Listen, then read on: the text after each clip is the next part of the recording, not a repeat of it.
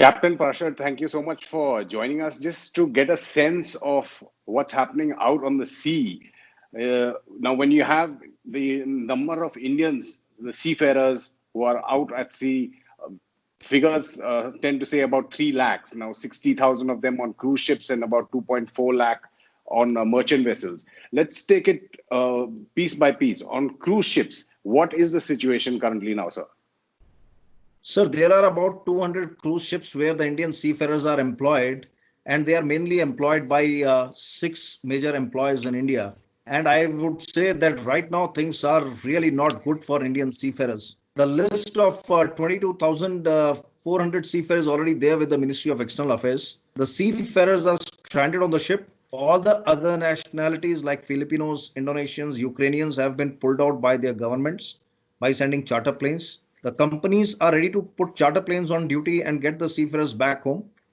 But Indian government for last 14 days have taken a stand that, hang on to your ships. They are the safe place. Unfortunately, there have been two deaths from COVID, and one of the seafarers' body is still on the ship because ship is moving to Europe from US. The other one, life lost, is in Miami.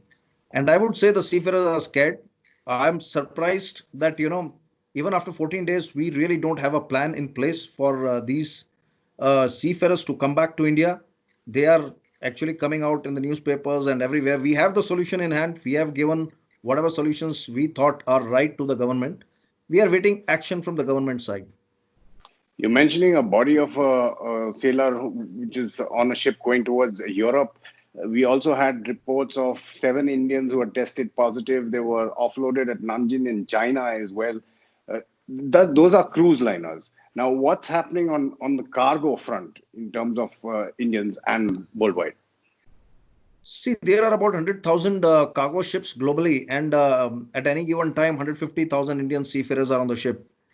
Things are pretty good there, I would say, as on date, because there have been only three cases in last 100 days coming out on cargo ships and none involving Indians. But having said that, the Indian seafarers who have finished contracts, they are unable to get down. IMO has said that the seafarers are essential workers. Many countries, including Australia, UK, US, Canada, European Union, even some African countries have accepted that they are essential workers. And once they are off duty, they need to go home. Who are on duty, they need to join ship. So my worry is the frustration level is high. And somehow I'm worried it will affect the safe operations of the ship. Recently, we have seen one ship in Chittagong where the master denied 60 stevedores from shore coming on board without PPE. And I think these are the worries of the seafarers who are commanding the ships and taking ships to US, Italy, China. We are doing our job. But I think uh, there is a fear, and the fear is being addressed presently by the companies, but it has to go beyond that. It has to be discussed at IMO level, intergovernmental level, and ports have to be part of it. When you're talking about the crew, if you can explain to us simply this procedure of signing in and signing off, they're usually on a 6 month contract. So now, in the current situation, their contracts have been extended by a month for now because they cannot be replaced. Is that correct? On cruise, it is not so. Their contracts are terminated. The guys are, may have served 15 years, 20 years in a company, but they have been given termination letters. They have said, since your government cannot take you back, please stay on the ship. We cannot pay you anymore. And till the time government of India gives us the airspace to send you back, or the cruise ships are allowed to go to India, we'll bring you. Till that time, Indian seafarers will be offloaded either in Manila or in Indonesia, or they will stay on the ship. So the contracts are not extended. In fact, the contracts are terminated on the cruise ship. The jobs are lost. Bottom line is, jobs are gone.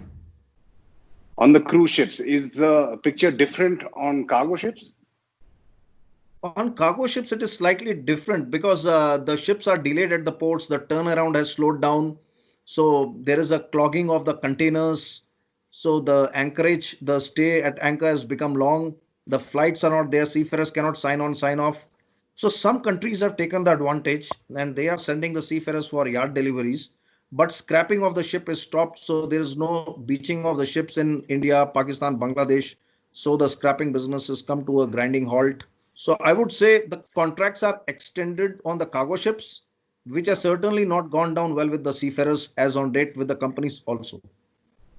Now, when you're saying that the offloading or onloading of cargo, say, has been affected, obviously because the ports are not taking in ships, explain that situation to us in terms of the larger picture of trade. How has that been hit? Um, Two important things here. The contracts which were there between shippers, the charterers, or the ship owners, or the the ports, terminals. Nobody has this kind of a clause for COVID-19. So force majeure has been declared, and now we are trying to see how to address this legally. And second thing is, once force majeure is declared, and if the ship is staying for 15 days or 1 month, then of course she's not going to get paid. So probably India is the only one of the few countries. I don't know about other countries, but yes, India is the country where certain ports have declared this. So it has certainly gone negative because of the COVID-19. The workers are finding it difficult to enter ports. The stevedores have got a problem with the PPE. We have two cases which have been reported. One from Calcutta port, where one of the stevedores was identified with COVID-19, and he was from that congregation which had happened in Delhi. And then recently, today we have seen at GNPT, one of the police guy has been tested positive, for this. So there is something, where thousands of seafarers are, 20,000 ships call every month in Indian ports, and there are more than 200,000 stevedores who get on board, or truck drivers.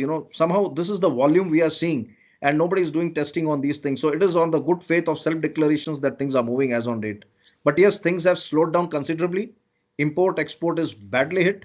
We are in recession. And again, like you're pointing out, so the efficiency or the normal efficiency of ports would have been definitely hit. The numbers right now are showing that compared to last year, this year the volume of the trade has been same in the ports. But the real numbers will actually come from April month onwards, because till March 22, the things were probably working at 90% of the efficiency. My personal judgment is ports efficiencies have come down by at least 25% every port. Wow. You were also mentioning, say, the contracts that have been terminated on cruise ships. You mentioned it's slightly different on cargo ships, but the whole sector, whether it's on board, whether it's crews that are supposed to replace other crews, whether it's the ports themselves, the functionaries there, the stevedores, the agents at ports, in terms of unemployment, how badly has it been hit so far? This is a totally private sector. And the biggest thing about this private sector is it is totally unorganized. So to get the exact numbers of employment, Sure. unemployment is difficult. But I can tell you at least one thing for sure. The seafarers are going to see a dip of jobs this year. Cruise line is the worst hit. The cargo ships, we used to get about 14,000 applicants, every year whom we used to employ. But I think what I fear is the cargo ships will see a dip after this particular phase is gone. But overall, I think the impact on cargo ships will be less, because cargo has to be moved, ships have to move. So I think it will recoil after some time. But this period, gestation period, maybe 2 to 3 months. 2 to 3 months. What's the immediate situation in our neighborhood in terms of ships coming in? They can't obviously dock, but in unloading, loading cargo, whether it's in India itself or our neighboring countries. Neighboring countries is slightly better, because the e-pass system and sudden lockdown in India, that had a big impact. Things actually came to stop for a while. Whereas with the other countries, they have actually valued their stevedores and stevedoring companies, although they may have not put the checks and balances in place, if we want to argue, but they let the ports operate efficiently, especially Lanka, Bangladesh, Myanmar. And Sri Lankan seafarers are able to fly out today also and join for yard deliveries. So, a couple of yard deliveries we have handed over to Sri Lankans. We were supposed to take over, and they have made Doha as the hub. So, I think this is the time for India to value what IMO has issued guidelines, what ILO is issuing guidelines, and what European Union has done is they have made a separate channel for the seafarers. So, every country is valuing this, and I think it is time for India to take a note of this. In terms of the measures that the government has taken, what the seafarers have asked the government to take, and possibly they will be taking in the next few days, if not weeks. What's the situation vis-a-vis that? We had a meeting with the Honorable Minister of Shipping. Somehow we find when we talk to Honorable Minister of Shipping, Mansukh Mandviya, things move at a very, very good pace. But somehow the ground reality is it is not giving us the desired results. So the bureaucracy actually tends to slow down. They may have their own reasoning for it, but it is very sad to see that what could have been done 10 days back. We are still limping to make a process out of that. But I'm sure in next 2 to 3 days it will be done. At least seafarers will start moving. The stevedores has already eased out for port coming in, going out, and I'm sure that next 2 3 days are very very critical for us. And if the lockdown extends, we must have a plan now.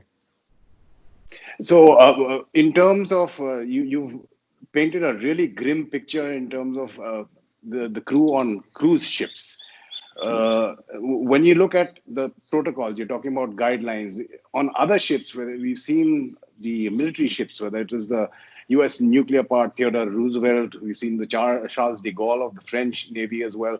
Of course, before that, we saw all the cruise liners, which themselves were hotbeds. Once it starts spreading, it's a hotbed, a ship. In terms of that, what is the situation? I can't say on the ground, but out at sea. There's a big major difference between the cargo ships and the cruise ship and military ships. The Yeah. crew on the cruise ships, they go out and there is a traffic going in, coming out of the people. Same thing in military ships, they were given shore leaves. Whereas on cargo ships, people paid attention to this from January itself. Shore leave was stopped. PPE was connected. There are only 20 people on board. And, I would say that cargo ships were miles ahead in compliance compared to the Okay. naval warships as well as cruise ships, and that has benefited us. And I'll tell you, it is getting more stringent with every passing day.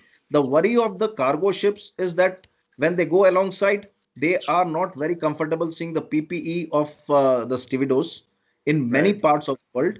The worry of the cruise ships is their business is absolutely zero. They are not getting any help from anywhere, including from President Trump. So they are going to get laid off for at least 200 days, in my opinion. They have declared 100 days already. So I Right. would say that it is a $1 trillion industry which has come to $0 as on date. Oh, wow. That when you look at say the nitty gritty, like when you're talking about saying signing in and signing off. Now, since that process is not being able to be carried out, say the people who were on leave, who were supposed to replace the crew on a cargo ship, for example, since the contract is being extended on cargo ships for the crew who is staying there for present for 1 month, what happens to those people who are on leave? Are they still getting their salaries? No, no, no. Yeah. Nobody gives. These are all contractual and private contracts. Unfortunately, many seafarers have missed out their NRI status because lockdown was suddenly implemented.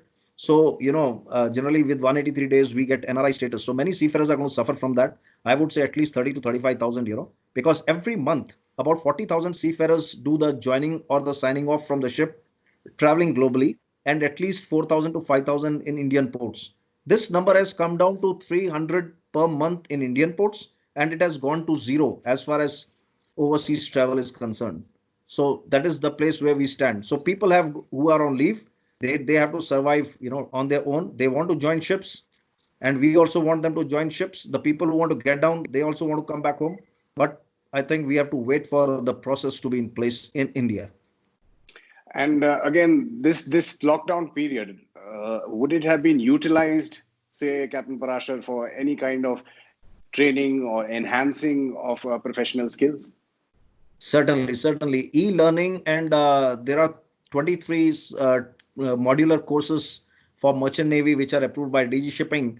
For them, 2,000 seafarers have enrolled themselves, out of 300,000 seafarers. I think we could have gone hammer and tong on the e-learning. We could have set up some procedures and processes for maybe more sea time assessment and some oral exams and some more guidance centers. But probably industry was not ready. And I would say that even industry is not ready today, and they have not invested on e-learning, e-examination systems in a bigger way. Although India was the first country in 2016 to do so. So on the training section, yes, we are lagging. And as far as e-governance is concerned, there is nothing new which has come out except you cannot do this and you cannot do that. So do's and don'ts have come, but practically no audits of the company's basis e-systems, which Singapore and other countries have done. So we could have utilized this, but unfortunately, nothing great has come out in last 14 days for shipping. Captain Parashar, in many ways, you say that some Indian seafarers are losing hope, or at least mentally are being extremely. They're finding it really difficult to function. But what about these reports about Indian seafarers who are still in Iran? And Iran, as we know, has not really been reporting the extent of COVID to hit there, but we are pretty certain from internal reports that it's one of the epicenters, a big epicenter for COVID. Actually, thank you for asking this because this is something which has been bothering me personally. Uh, Out of 500 Indian seafarers who are in Iran as on date, 150 have reported that they are stranded. Most of them are not on ships. They are either in workshops or they are in the port. Iranians on these small boats, they have abandoned their boats. Owners have switched off their phone and the seafarers have been left for themselves. There is no PPE on board, and these seafarers have reported everything to the Indian embassy. Unfortunately, out of 1100 Indians who have come back from Iran, not even one seafarer has been in the list. So these seafarers abandoned by Iranian owners, abandoned by Iranian ports, are helpless as on date, and I think they all being less than 25 years of age, most of them being first time on this ship. This is a serious problem. Unfortunately, there is no plan by government or by the industry to bring them back, and this has caused a kind of dissatisfaction among the whole fraternity, where probably the seafarers who are no part of any union, or the government never even acknowledges the email or even the Twitter saying that, okay, we are here for you. So all these seafarers who you're saying are stranded in Iran, they all are legal, right? Yeah, they were all sent by recruitment and placement service license companies, 70% of them. 30% of them have actually, now when we are looked at the data, they have gone illegally. As far as India is concerned, because seafarer must go through RPSL, we don't know how they have ended up there through the illegal agents. We have given the list of these illegal agents who have been operating in a big way in India from 2010 onwards, which in itself is a scam of 50 crore per year, 50 crore rupees per year. But we are yet to see any action by the government. Although in 2016, when I brought this to the notice of our Honorable Minister of External Affairs that time, late Sushma Swaraj Madam, it is because of her that today we have e-migrate in place. And I'm thankful to her. I wish we really miss her this time. I think in all this COVID-19, the biggest anchor what we had, Captain Sushma Swaraj Madam, we are actually missing her. And especially the seafarers in Iran, they are missing her the most. Just a question that comes to mind in terms of, say, if there is some kind of a graded opening up of the industry possible in the next few days or weeks, say a crew is replacing another crew. Now, we've seen how asymptomatic cases can possibly pass on COVID-19 much later after an incubation period of, they're saying, even more than 14 days. How will that be sorted out if there is a green signal for crews to replace each other? This is a very, very valid question. I think this is the biggest fear people on board have right now. So 20 people are not seeing any seafarer joining. So without COVID test, without kits on board, without kits available at port, I think this question, remains only partly answered. India has still now done only 200,000 tests, I believe, and out of which we have got 9,000 positive cases. So my worry is test kits are not available. They're not available with the companies. They're not available on board. They're not available in port. So right now, I have no answer, and there is a big fear that what do we do if how do we test people? So right now we are only doing basis symptoms. Captain Parashar, really appreciate you giving us a holistic picture so that we can understand what really the whole sector is going through. Thank you so much, sir. Thank you, sir. Pleasure talking to you.